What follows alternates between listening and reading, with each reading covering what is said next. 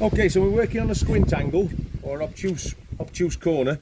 We can't use a square because it's not 90 degrees. So what we do, we take a bevel gauge and we set that to the correct angle.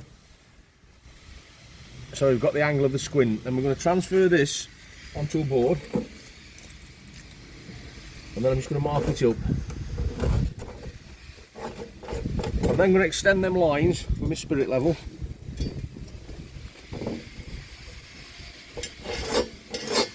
As I did before.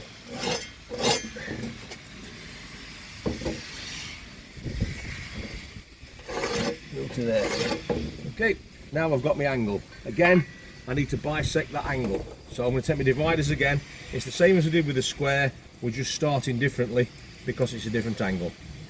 So I'm going to place it on the corner, scribe an arc on the other side, scribe an arc in the middle, scribe an intersecting arc on top of that, and now I've got my angle. So if I join up the intersecting arcs with the corner, I've now bisected my angle. And again, I'll let that fly through. I'll just do that again so you can see it with a bit more pencil rather than a scratch. And I fly that through. Okay. If I was working with blue brick, I would set them out there in 75mm increments and let that line fly through there, that through there, and that will be my angle, and the same on that side. If I'm working with a coping, I need to take into account the overhang. Can you just pass me that square please, Ellie? Thank you. So I'm going to put a 20mm overhang on there because that's what's on my coping.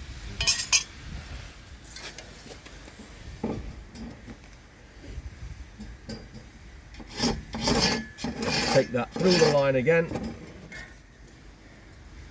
and now I'll set my coping on there, and I'll put my coping on the put the corner of my coping on there and mitred. Okay, and then just to double check, I will set my bevel gauge to that angle, and then that will mirror when I come round on that side. So I've always got the cut ready if I need to. If you could just pass me a coping stone please, Ellie, out the bottom.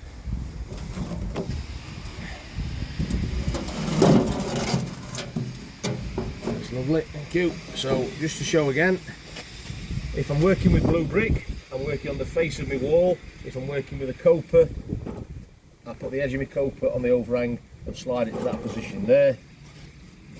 That gives me that line there, this line here, less me 5mm for my joint, and then all I need to do is put that on top there, eye that through to there, and that will be my cut, and a mirror image that side. Don't forget to leave 5mm back and 5mm back that way.